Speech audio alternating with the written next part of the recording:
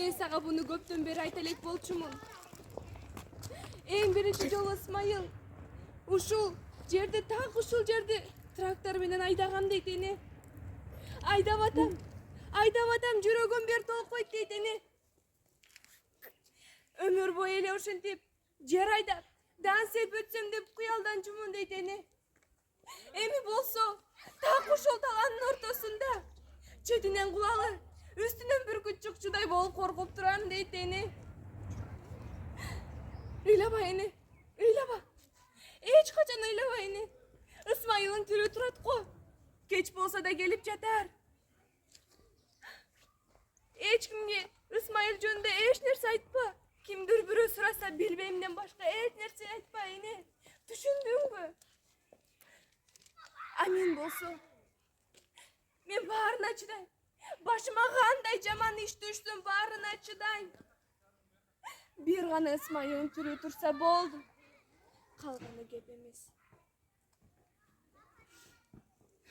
Оңбогон Герман согушу оңбой койдуң го.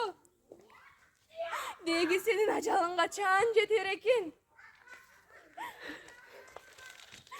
Бул согушта качкан болсо качкандыр, бирок эч бир адам тирүү кала албайт.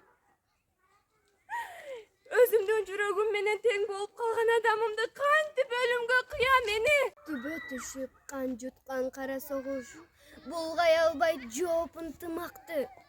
Өзүн өзү өлтүрүп тынса эмне? Адамдын же кан кусуп тургучакты кан жыттанып, каңылчар жарган согуш табиятты тытып кылгылыкча өзүн өзү жок кылып салса эмне? Жүрөгүнө душмандын сыгы чакты. Айтчы деги, кай заманда кай сене өз баласын бирөөгө зар болуп, көзүнөн кан чачыратып,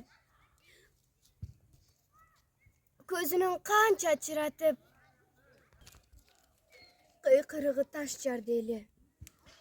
Эмесе ошол энелердин эң акыркысы мен болоюн. Титиретип дүйнө болгон болбо. Титиребей көтөрчү жүрөгүм бар.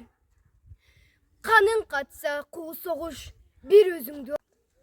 Арасында ушул бактын таштан бүткөн эстелик турат дайым кандуу күндүн жокериндей тоңсоруп.